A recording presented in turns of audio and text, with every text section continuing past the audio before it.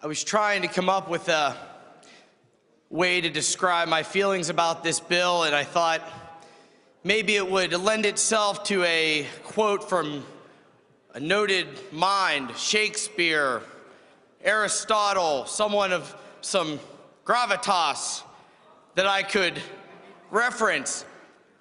And I looked at the bill and I kept thinking about it, and I thought, this bill doesn't deserve that kind of worthy reference.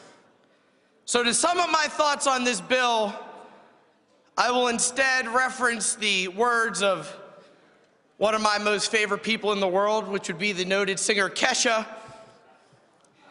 This bill is nothing more than a flipping hot mess.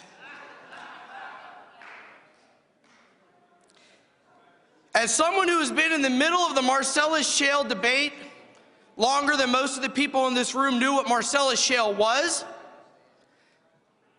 there is no way I can look at this bill and say that this is the right way to handle Marcellus Shale in Pennsylvania. And I know that we've heard from some of the groups, PSATs, the townships, the boroughs, the counties, and it's odd actually that all of their wording of support is exactly the same. Almost as though it was coordinated to be that way. And maybe that's where the organizations went. But I can tell you, as someone who represents an area with a co-op of 18 municipalities that have been working on this in a bipartisan way for over a year, our local governments do not favor this bill. Our local governments have been in the middle of this.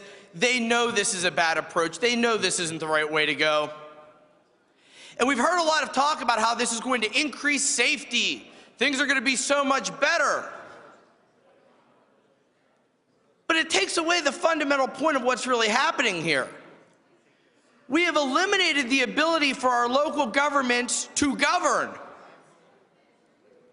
So we've said, now you can't do anything. But we're going to give you a little bit back on the back end. And technically, a little bit is better than nothing. But it's a false argument. You taketh, and then you gaveth back just a little tiny bit. And if you think that the local government officials and the townships and the boroughs and the counties don't realize that, you're fooling yourselves. They know. They know what this means, and they know when they're having their ability to do their jobs taken away. I was a township supervisor before I ever did this.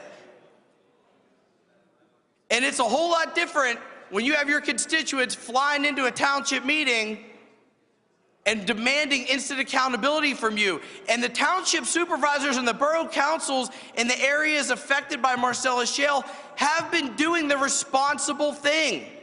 They're having public meetings. They're bringing the industry in.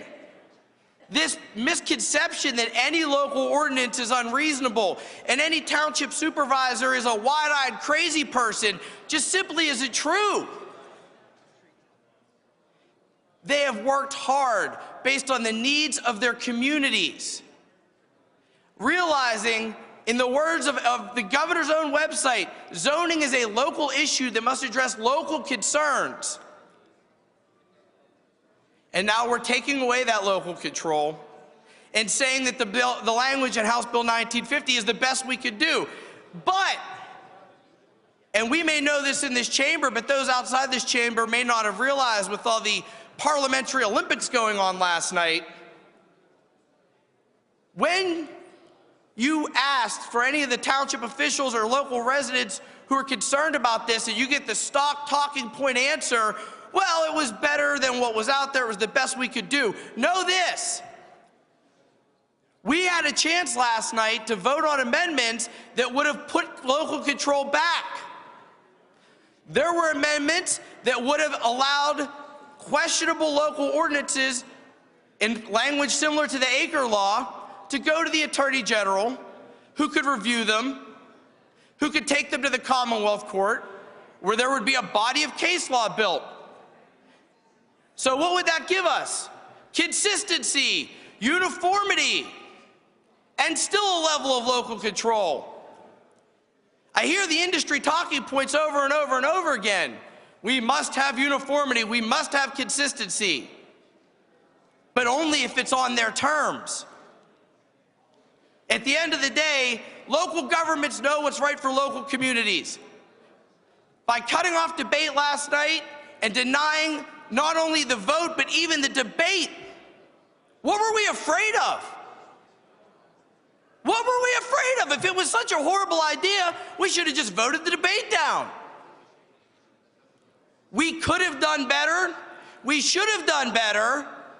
And if anybody back home wants to know why we didn't do better, talk to everybody that voted to cut off debate last night. And I urge anybody that really cares about the local governments to vote no on 1915 today. Thank you.